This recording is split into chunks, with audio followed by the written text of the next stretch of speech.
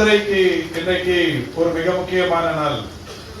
மதுரையில் நடைபெறுகிற இந்த பிரம்மாண்டமான அடிக்கல் நாட்டு விழாவை பொறுத்தவரை இன்றைக்கு ஒரு அடிக்கல் நாட்டு விழாவாக இது இங்கே தொடங்கப்பட்டாலும் இன்னும் ஒரு 18 மாதங்கள் கழித்து இந்த 5.11 ஏக்கர் நிலப்பரப்பில் ஒரு பிரம்மாண்டமான மருத்துவமனை கட்டிடம், மருத்துவ கல்லூரி கட்டிடம், மாணவர்களுக்கான விடுதிகள் கட்டிடம் என்று ஏராளமான கட்டிடங்கள் இந்த பகுதியில் குவியலாக வரவிருக்கிறது. எனக்கு முன்னால் பேசிய மரியாதைக்குரிய அமைச்சர் அண்ணன் மூர்த்தி அவர்கள் எடுத்து சொன்னதை போல எய்ம்ஸ் மருத்துவக் கல்லூரி மருத்துவமனையை ஒட்டி வரவிருக்கிற இந்த ஹோமியோபதி அரசு மருத்துவக் கல்லூரி என்பது இன்னும் 2 ஆண்டுகள் கழித்து இந்த பகுதிக்கு வருபவர்கள் பிரமித்து நிற்கிற வகையிலான கட்டமைப்பும் கட்டிட அமைப்பும் இங்கே உருவாக இருக்கிறது என்பதை மகிழ்ச்சியோடு தெரிவித்துக் கொள்கின்றேன். வருகிற போது நம்முடைய முன்னாள் சட்டமன்ற உறுப்பினர் திரு மணிமாறன் அவர்கள் என்னிடத்திலும் நம்முடைய மரியாதைக்குரிய அமைச்சர் மூர்த்தி அவர்களிடத்திலும் ஹோமியோபதி அரசு கல்லூரி மாணவர்கள் நேற்றைக்கு என்னிடத்தில் ஒரு சிறிய கோரிக்கை வைத்திருந்தார்கள். எய்ம்ஸ் மருத்துவமனை வளாகத்தை ஒட்டி இந்த கல்லூரி அமையப்பெறுவது என்பது மதுரைக்கு சிறப்பு என்றாலும் நாங்கள் ஏற்கனவே இருக்கிற கல்லூரியிலிருந்து இங்கே வருவதற்கு பேருந்து வசதி வேண்டும், அல்லது இந்த கல்லூரி விடுதிகளில் தங்கி இருக்கிற நாங்கள் எங்களுடைய சொந்த ஊர்களுக்கு சென்று வந்ததற்கு பிறகு சரியான ஒரு சாலை வசதி இந்த கல்லூரிக்கும் விடுதிக்கும் வருவதற்குரிய வசதிகள் வேண்டும் என்கின்ற வகையில் கோரிக்கை விடுத்ததாக சொன்னார்கள். உடனடியாக நம்முடைய மாண்புமிகு அமைச்சர் அண்ணன் மூர்த்தி அவர்கள் கல்லூரி கட்டியதற்கு பிறகு கல்லூரிக்கு வருகிற மாணவர்களுக்கு வசதியாகவும் கல்லூரி மருத்துவமனையில் அமையவிருக்கிற 50 படுக்கைகளுடனான மருத்துவமனைக்கு வருகிற பொதுமக்களுக்கு வசதியாகவும் நிச்சயம் ஒரு நல்ல போக்குவரத்து வசதியை இந்த அரசு உருவாக்கி தரும் என்கின்ற அந்த உறுதியை அங்கே வருகிற போதே சொன்னார்கள். பொதுவாக இன்றைக்கு திருமங்கலத்தில் அமைந்திருந்த இந்த கல்லூரியும் கல்லூரி மருத்துவமனையும் இங்கே அமைய பெற்றிருப்பதற்கான காரணத்தை மாணவ மாணவியர்கள் நீங்கள் நன்றாக அறிவீர்கள். கடந்த 3 ஆண்டுகளுக்கு முன்னால் நானும் அண்ணன் மூர்த்தி அவர்களும் மதுரையில் நடைபெறுகிற விழாக்களுக்கு வருகிற போதெல்லாம் ஹோமியோபதி அரசு மருத்துவக் கல்லூரி மாணவ மாணவியர்கள் கையில் மனுவோடு நாங்கள் செல்லுகிற இடங்களுக்கெல்லாம் வந்தீர்கள்.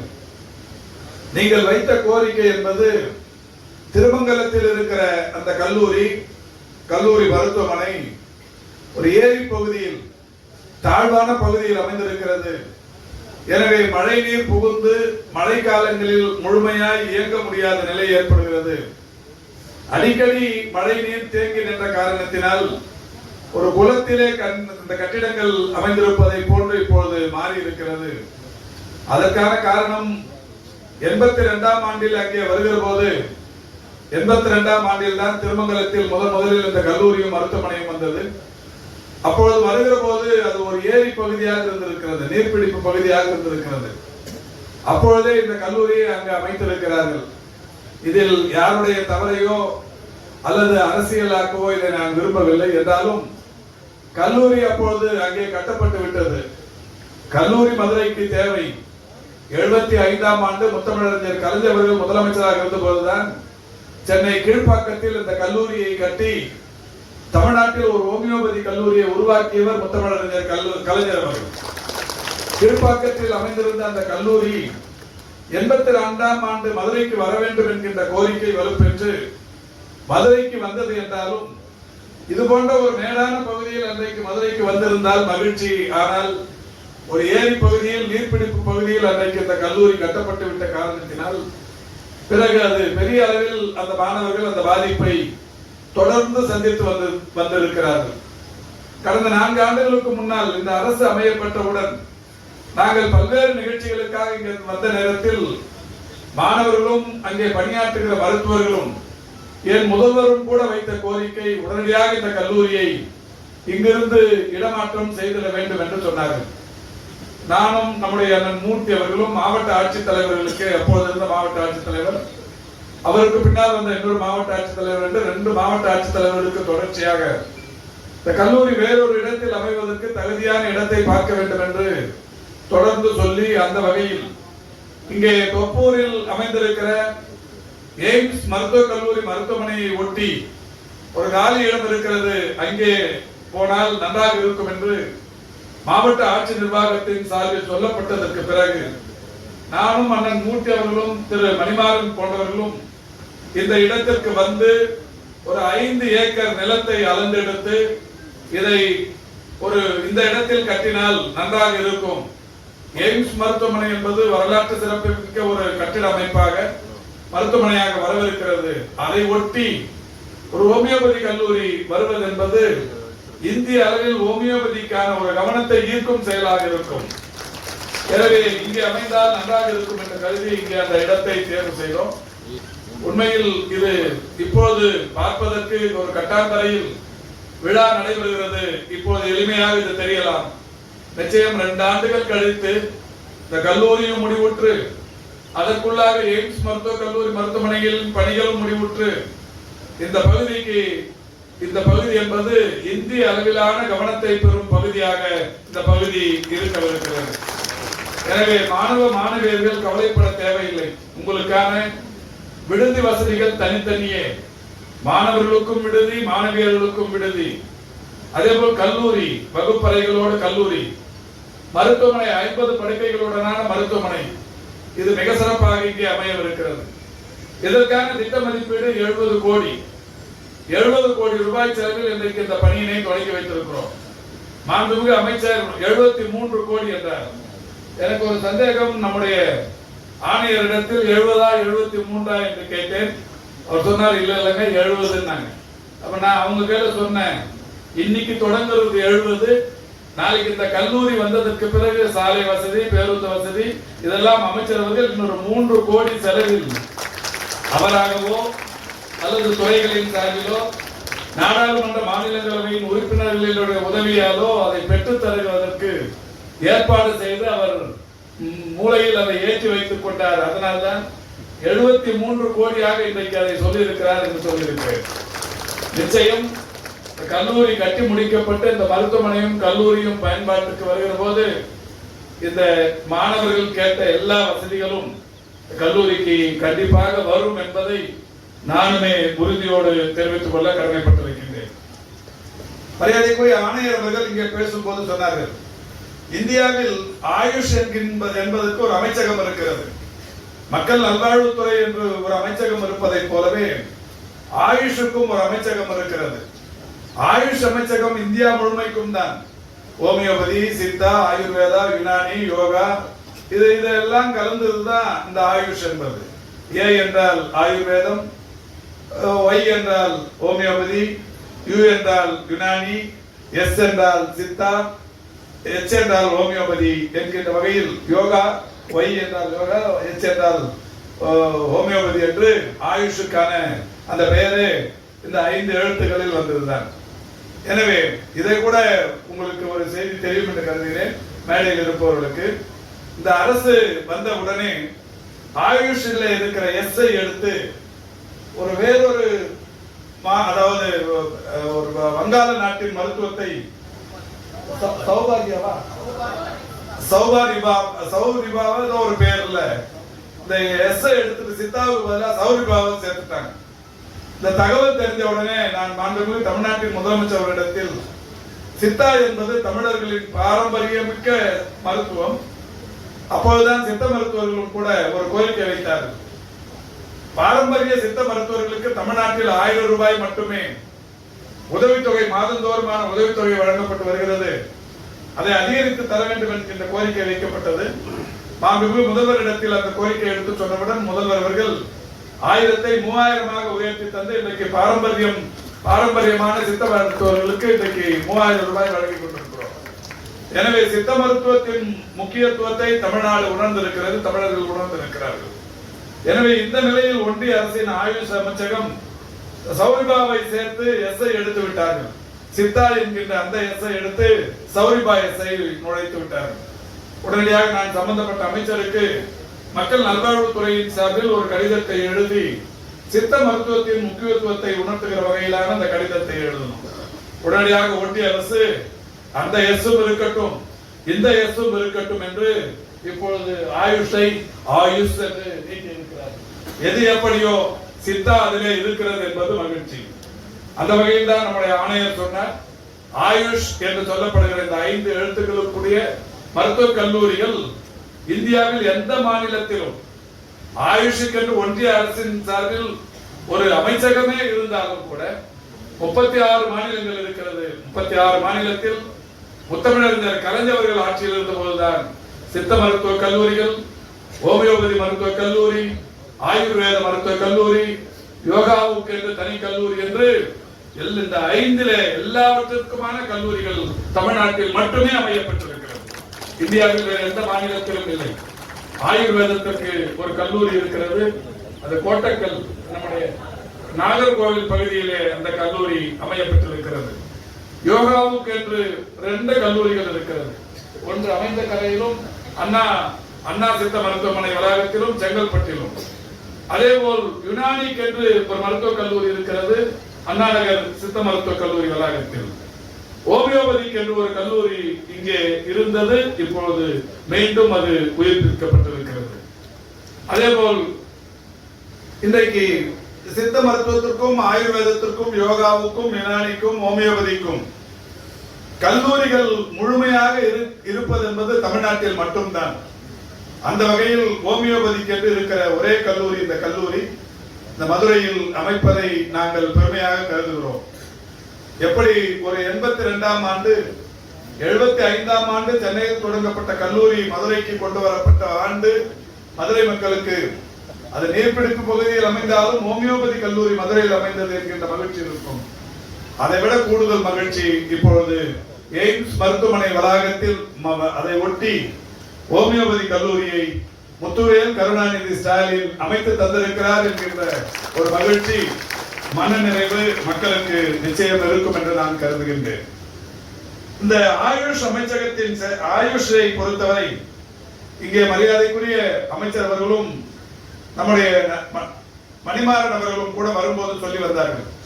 பக்கத்திலே இருக்கிற தோப்பூர் நெஞ்சக அந்த டிபி ஹாஸ்பிட்டல் காசநோய் மருத்துவமனை அதை பார்த்து கொண்டு வந்த போது சொன்னார்கள், இங்கேதான் கொரோனா காலத்தில் மிகப்பெரிய அளவிலான ஒரு 1000 படுக்கைகள் கொண்ட ஒரு அமைப்பு ஏற்படுத்தி பெரிய அளவில் இங்கே இருக்கிற மதுரை மக்கள் பாதுகாக்கப்பட்டார்கள் என்று சொன்னார்கள். அந்த வகையில் இந்த ஆயுஷ் அமைச்சகத்தின் சார்பில் இந்த தொப்பூர் மருத்துவமனையில் அரசு நெஞ்சக நோய் மருத்துவமனையில் மட்டுமே 2020ஆம் ஆண்டு 2293 பேர் இந்த சித்த மருத்துவம், ஹோமியோபதி, ஆயுர்வேதம் போன்ற மருந்துகளினால் பயன்பெற்று காப்பாற்றப்பட்டிருக்கிறார்கள். 21ஆம் ஆண்டு 2294 பேர், 22ஆம் ஆண்டு 185 பேர் என்று ஏராளமான பேர் நம்முடைய நெஞ்சக நோய் மருத்துவமனையில் இன்றைக்கு சிகிச்சை பெற்றிருக்கிறார்கள். தமிழ்நாடு முழுவதிலும் கோவிட் காலத்தில் இந்திய மருத்துவ முறைகளினால் காப்பாற்றப்பட்டவருடைய எண்ணிக்கை 55,937 பேர். ஆக கோடிக்கணக்கான பேர் மருத்துவத்தின் துறையின் மூலம் காப்பாற்றப்பட்டார்கள் என்றாலும் இந்த இந்திய மருத்துவத்துறையின் மூலம் மட்டுமே ஏறத்தாழ 55,000 பேர் காப்பாற்றப்பட்டிருக்கிறார்கள் என்பது மகிழ்ச்சிக்குரிய ஒன்று. அந்த வகையில் இந்த மருத்துவம் தமிழ்நாட்டு மக்களின் மனதில் நீக்கமர நிறைந்திருக்கிற மருத்துவங்களில் ஒன்று. எனவேதான் மாண்புமிகு தமிழ்நாட்டின் முதலமைச்சர்கள் ஆட்சி பொறுப்பேற்றவுடன் சென்னையில் சட்டமன்றத்தில் ஒரு அறிவிப்பை வெளியிட செய்தார்கள். சித்த மருத்துவத்திற்கு என்று ஒரு பல்கலைக்கழகம் அமைக்க வேண்டும் என்கின்ற வகையில் ஒரு தீர்மானம் நிறைவேற்றப்பட்டது. அந்த தீர்மானத்தை உங்களுக்கு தெரியும், ஆளுநர் அவர்கள் அந்த தீர்மானத்திற்கு ஒப்புதல் தராமல் தொடர்ந்து இழுத்தடித்து 2-3 முறை திருப்பி அனுப்பி கடைசியாக கடந்த மாதம் நடைபெற்ற குளிர்கால கூட்டத்தொடரில் மீண்டும் சித்த மருத்துவ பல்கலைக்கழகம் தமிழ்நாட்டில் அமைய வேண்டிய அவசியம் குறித்து தீர்மானம் நிறைவேற்றி அனுப்பப்பட்டிருக்கிறது. நிச்சயம் மிக விரைவில் மாண்புமிகு தமிழ்நாட்டின் முதலமைச்சர்கள் இந்த சித்த மருத்துவ பல்கலைக்கழகத்திற்கான துணைவேந்தர், பதிவாளர் உள்ளிட்டவர்களுடைய அலுவலகத்தை நம்முடைய அண்ணா நகரில் அமையப்பட்டிருக்கிற மருத்துவக் கல்லூரிகள், அந்த சித்த மருத்துவக் கல்லூரி வளாகத்தில் ஏற்கனவே தயார் நிலையில் இருக்கிறது. அங்கே அந்த அலுவலகம் மிக விரைவில் தொடங்கப்படவிருக்கிறது. மாதவரம் பகுதியில் பால்பண்ணை அருகில் ஒரு 25 ஏக்கர் நிலத்தை இன்றைக்கு கண்டறிந்து அந்த இடத்தில் மிக விரைவில் சித்த மருத்துவ பல்கலைக்கழகம் ஒன்றும் அமையப்பெறவிருக்கிறது. அப்படி அமைந்தால் இந்தியாவில் தமிழ்நாட்டில் மட்டுமே இந்திய மருத்துவத்திற்கான 5 மருத்துவ முறைகளுக்கும் கல்லூரி இருக்கிறது. இந்த இந்திய மருத்துவத்திற்கான பல்கலைக்கழகமும் தமிழ்நாட்டில் இருக்கிறது என்கின்ற ஒரு வரலாற்று சிறப்பு தமிழ்நாட்டுக்கு கிடைக்கப்பெறவிருக்கிறது. எனவே இந்த வகையில் இந்திய மருத்துவம் என்பது இந்த மதுரை என்பது தமிழ்ச்சங்க வரலாற்றில் மட்டுமல்ல, சித்த மருத்துவ வரலாற்றிலும் ஒரு பெயர் போன, இந்திய மருத்துவ வரலாற்றிலும் ஒரு பெயர் போன மாநகரம் என்கின்ற காரணத்தினால் இதை இங்கே தொடங்கி வைக்கிறோம். அதே நேரத்தில் மாண்புமிகு தமிழ்நாட்டின் முதலமைச்சர் அவர்கள் இந்த ஆட்சி கட்டிலில் அமைந்ததற்கு பிறகு மதுரைக்கு செய்த காரியங்களை ஓரிரண்டு மணித்துறைகளில் விலக்கி சொல்ல கடமைப்பட்டிருக்கின்றேன். இந்த மதுரை அரசு ராஜாஜி மருத்துவக் கல்லூரி மருத்துவமனை, நம்முடைய கல்லூரியின் முதல்வர் கூட வந்திருக்கிறார். இந்த காலை அவரை சந்தித்த போது எவ்வளவு புற பயனாளர்கள் வருகிறார்கள் என்று கேட்டேன். யாரும் நோயாளிகள் என்று சொல்லக்கூடாது என்று மாண்புமிகு தமிழ்நாட்டின் முதலமைச்சர் அவர்கள் அறிவுறுத்தியிருக்கிறார். அதற்கான அரசாணையே போடப்பட்டிருக்கிறது. இனிமேல் மருத்துவமனைகளில் நோயாளி என்கின்ற வார்த்தையை சொல்லக்கூடாது, மருத்துவ பயனாளர் என்றே சொல்ல வேண்டும் என்று சொல்லப்பட்டிருக்கிறது. அந்த வகையில் நம்முடைய மதுரை ராஜாஜி அரசு மருத்துவக் கல்லூரி மருத்துவமனையில் எவ்வளவு மருத்துவ பயனாளர்கள் வருகிறார்கள் தினந்தோறும் புற பயனாளர்கள் என்று கேட்டபோது அவர் சொன்னார், 7000-8000 பேர் வருகிறார்கள், சமயத்தில் 9000 வரை கூட வருகிறார்கள் என்று மகிழ்ச்சியான செய்தியை சொன்னார். இந்த அரசு அமைவதற்கு முன்னால் 2021 மே திங்கள் 7ஆம் தேதிக்கு முன்னால் அங்கே வந்தவர்கள் எண்ணிக்கை ஒரு 3000 - 4000, ஒரு 2 மடங்காக உயர்ந்து மக்கள் அரசு மருத்துவ சேவையை கூடுதலாக ஏற்று இன்றைக்கு அதிகம் பேர் வர தொடங்கி மருத்துவ பயன் பெற்றுக் கொண்டிருக்கிறார்கள். இந்த அரசு அமைந்ததற்கு பிறகு அந்த மருத்துவமனையில் மட்டும் நம்முடைய மாண்புமிகு தமிழ்நாட்டின் முதலமைச்சர் அவர்கள் ஜப்பான் இன்டர்நேஷனல் கோஆபரேஷன் ஏஜென்சி ஜைகா என்று சொல்லக்கூடிய ஜப்பான் பன்னாட்டு கூட்டுறவு முகமை இடத்தில் 313 கோடியே 25 லட்சம் ரூபாய் நிதியினை பெற்று அங்கே 6 தளங்கள் கொண்ட தரைத்தளத்துடன் 6 தளங்கள் கொண்ட ஒரு கட்டிடத்தை கட்டி மாண்புமிகு முதல்வர் அவர்கள் திறந்து வைத்து இன்றைக்கு அது பயன்பாட்டில் இருக்கிறது. அதே ராஜாஜி மருத்துவக் கல்லூரியில் ஒரு கேத்தலாப் கருவி ஒன்று முதன்முறையாக ஒரு 8 கோடி செலவில் தொடங்கி வைக்கப்பட்டிருக்கிறது. மதுரை ராஜாஜி மருத்துவக் கல்லூரியில் ஒரு நெஞ்சக மருத்துவ பிரிவு ஒன்று 2 கோடியே 89 லட்சம் ரூபாய் செலவில் கட்டி முடிக்கப்பட்டு பயன்பாட்டில் இருந்து கொண்டிருக்கிறது. அதோடு மட்டுமல்ல, அந்த கல்லூரி மருத்துவமனையில் இன்றைக்கு செய்யப்பட்டிருக்கிற காரியங்கள், கட்டண படுக்கை தொகுதிகள் முதன்முறையாக தொடங்கப்பட்டு 1 கோடியே 3 லட்சம் ரூபாய் செலவில் அது பயன்பாட்டில் இருந்து கொண்டிருக்கிறது. சீமான் கட்டிடம், பார்வையாளர்கள் அமரும் கூடம் என்று பல்வேறு வசதிகள் செய்யப்பட்டிருக்கிறது. அது மட்டுமல்ல, அவசர ஊர்திகள் என்று பல விஷயங்கள் அங்கே செய்யப்பட்டிருக்கிறது. இந்த மருத்துவக் கல்லூரியில் கல்வியியல் கூடம், ஆசிரியர் மற்றும் ஆசிரியர் இல்லாதவர்களுக்கான குடியிருப்பு கட்டி 41 கோடி ரூபாய் செலவில் குடியிருப்புகள் கட்டி தரப்பட்டிருக்கிறது. இந்த மருத்துவக் கல்லூரியில் கூடுதல் முதுநிலை மருத்துவ படிப்பிற்காக 12 கோடியே 27 லட்சம் மதிப்பீட்டில் ஒரு விடுதி ஒன்று கட்டி தரப்பட்டிருக்கிறது. அதே கல்லூரியில் கூடுதல் மாணவியர் விடுதி 9 கோடியே 39 லட்சம் செலவில் கட்டிப்பிடிக்கப்பட்டிருக்கிறது. கூடுதல் மாணவியர் விடுதி 2 என்கின்ற வகையில் 9 கோடியே 12 லட்சம் செலவில் ஒரு விடுதி கட்டப்பட்டிருக்கிறது. 8 கோடியே 60 லட்சம் செலவில் ஒரு கூடுதல் மாணவர் விடுதி ஒன்று கட்டப்பட்டிருக்கிறது. இப்படி கட்டப்பட்ட கட்டிடங்கள், நூலக கட்டிடம், கருத்தரங்க கட்டிடம், இப்படி ஏராளமான கட்டிடங்களை கட்டி இந்த அரசு பொறுப்பேற்றதற்கு பிறகு ராஜாஜி மருத்துவக் கல்லூரி மருத்துவமனைக்கு மட்டும் இந்த அரசு செலவிட்டிருக்கிற தொகை 419 கோடியே 50 லட்சம் ரூபாய். 419 கோடியே 50 லட்சம் ரூபாய் செலவில் பல்வேறு வசதிகளை செய்ததன் விளைவாகத்தான் இன்றைக்கு ராஜாஜி மருத்துவக் கல்லூரி மருத்துவமனைக்கு தினந்தோறும் 7-8 புற பயனாளர்கள் வந்து பயன்பெற்றுக் கொண்டிருக்கிறார்கள்.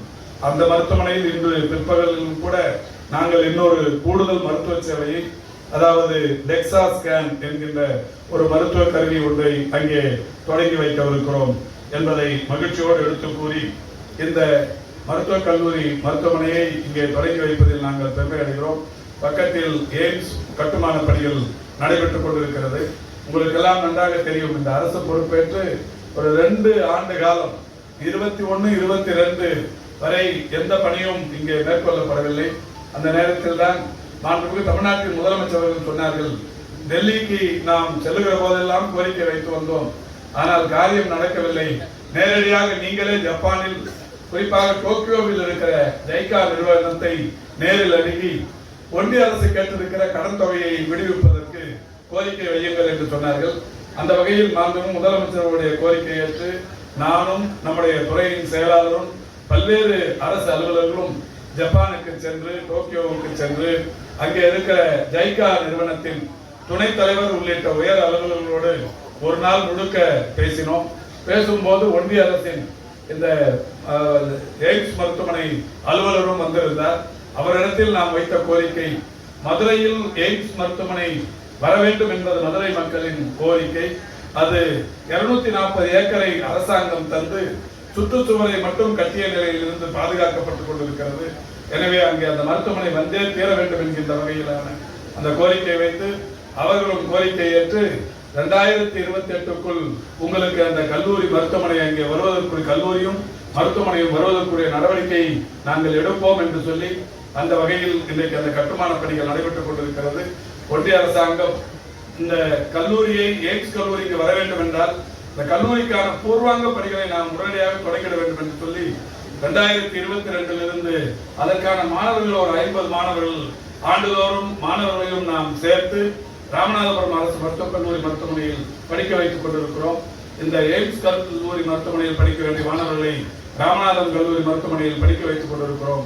எனவே எப்படியும் நம்முடைய முதல்வரின் லட்சியம் மதுரையில் எய்ம்ஸ் வந்தே ஆக வேண்டும் என்பதற்கு அவர் எடுத்த நடவடிக்கைகள். இந்த 50 மாணவர்கள் இன்றைக்கு 4வது ஆண்டாக படித்துக் கொண்டிருக்கிறார்கள். அவர்கள் எய்ம்ஸ் வளாகத்தை பார்க்காமலேயே மருத்துவ கல்வியை முடித்து செல்லுகிற ஒரு நிலை என்பது இன்றைக்கு ஏற்பட்டிருக்கிறது. எனவே ஒன்றிய அரசை கடந்த ஜனவரி திங்களில் நான் நேரடியாக சம்பந்தப்பட்ட அமைச்சரை சந்தித்த போதும் கூட சொன்னது, தோப்பூரில் கட்டப்பட்டுக் கொண்டிருக்கிற எய்ம்ஸ் மருத்துவமனையை இந்த முதல் பேட்ச் மாணவர்கள் படித்து முடித்துவிட்டு செல்வதற்கு முன்னால் அவர்களுடைய வகுப்பறையாவது பார்த்துவிட்டு செல்வதற்கு ஏற்பாடு செய்ய வேண்டும் என்று கேட்டிருக்கிறோம். நிச்சயம் முடியும் என்கின்ற நம்பிக்கையை தெரிவித்திருக்கிறார்கள். எனவே அதை ஒட்டி நடைபெறுகிற இந்த நிகழ்ச்சியில் கலந்து கொள்வதை நான் பெருமையாக கருதுகிறேன் என்று சொல்லி ஆணையர் அவர்கள் சொன்னார்கள், 18 மாத காலத்தில் கட்டிடம் முடிக்கப்பட்டுவிடும் என்று சொல்லி இருக்கிறார்கள். கட்டிட ஒப்பந்தக்காரர் அநேகமாக நிகழ்ச்சிக்கு வந்திருப்பார் என்று கருதுகிறேன்.